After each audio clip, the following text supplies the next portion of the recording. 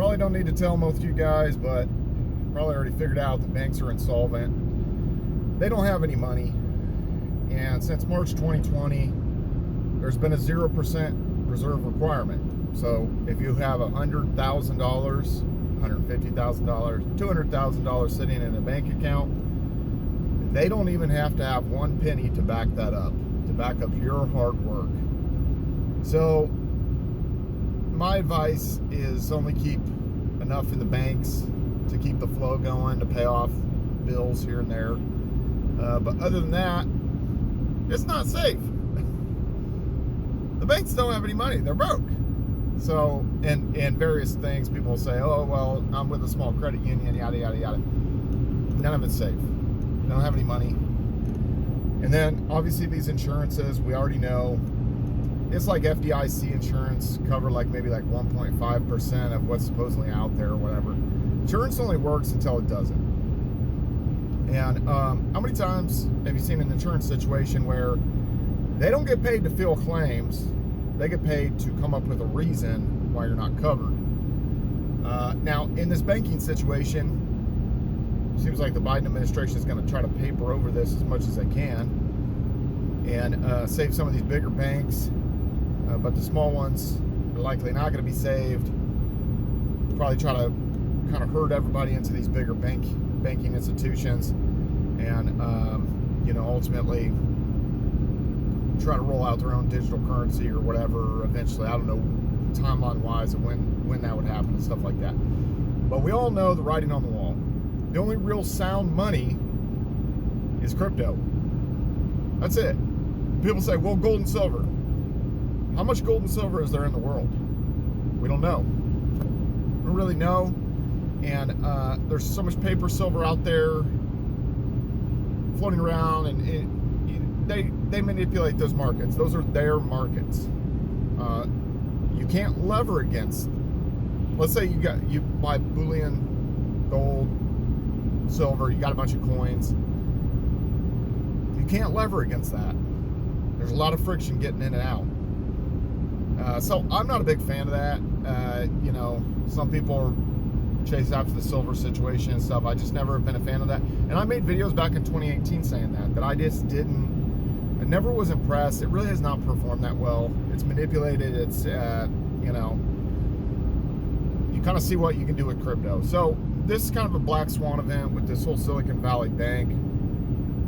And, odd situation how much Bitcoin has pumped here in the last week. It's really kind of surprised. And at first I thought, well, Binance is offloading a lot of their BUSD.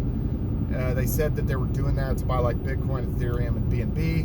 And then I was like, well, okay, maybe that pump sort of pumped it up, and then some shorts got blown out, so it's like a short squeeze. The more I look at it, I think people are just kind of seeing the writing on the wall that these banks are insolvent, and they're looking for somewhere to go. And what do? Real estate is way out of whack right now. And it's hard to chase after those prices, whether it be raw land, undeveloped land, or whether that be, developed land with property, houses and stuff like that on it. Most of these markets are implosion territory, in California, Phoenix, Tucson, Vegas, Boise, Idaho, Austin, Texas, those kind of stuff. So most people already see that. Some people are gravitating to some of these Midwest cities where there's maybe a tiny bit more value. But again, that is one of the things that surprises me. Some of these investors are looking for somewhere to put their money, and they know that it's not really that good of a price, but they don't want to take their chances with the banks.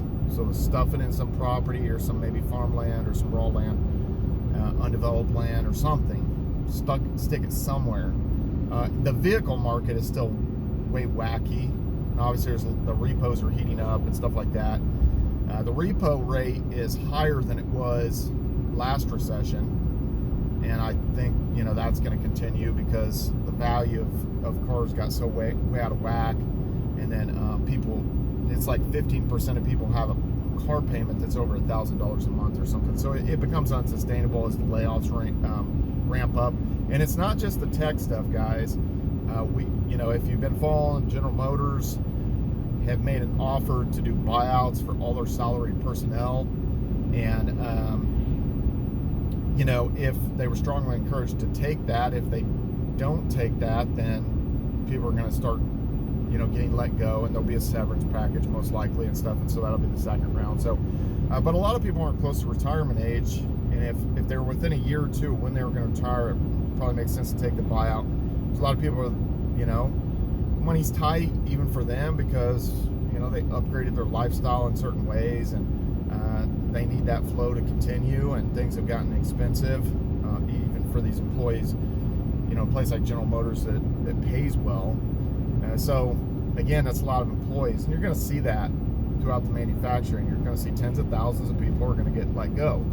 You're going to see these banks collapse, and I've been talking about this even way back September, you know, August, September timeframe, where I was saying the economy's way worse than people think. Now, this banking collapse, you know, what does this do? Crypto's in a weird situation because it already had its blow off top. It already was the first to kind of like come down.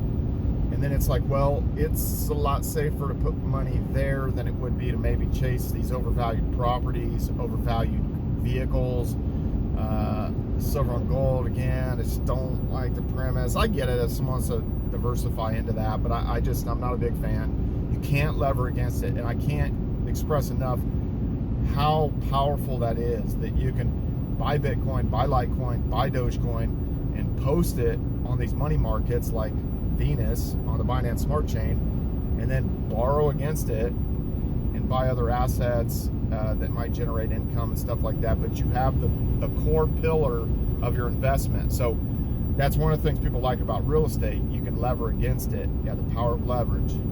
So again, you do have the power of leverage with Bitcoin, Litecoin, Dogecoin, with DeFi now. So again, guys, you're better off. It's like I've even said months ago, you're not going to get hurt if you were buying at those prices. Now, some people are going to ask me, is the Litecoin play over, because I was hot on Litecoin, and I think it'll rotate it back around and that stuff will pump. The halvening for Litecoin is until August, so there's several more months. But it's kind of funny. I was saying, well, I'm thinking $100. I kind of could see $100 Litecoin, you know, kind of being conservative, and then that's what it hit, and then it kind of turned the other way. But you know, it is what it is, guys. You're better off in crypto than a lot of this other stuff. And I don't know if we're going to get a lot of fluctuations, because the weird thing, once again, with crypto is food and everything is so expensive, and the cost of living is so expensive. People are getting beat up by this inflation. So they have money to chase after digital coins, or is it the big money that flows in? And again, 21 million Bitcoins. So, you know, 84 million Litecoins. That's it. You know how much gold, you know how much silver there is. Anyway, guys, what are you guys doing out there? Follow me on all social media at Brian Phobos, YouTube, Instagram, Steam, Twitter, Hive, DTube. See you later.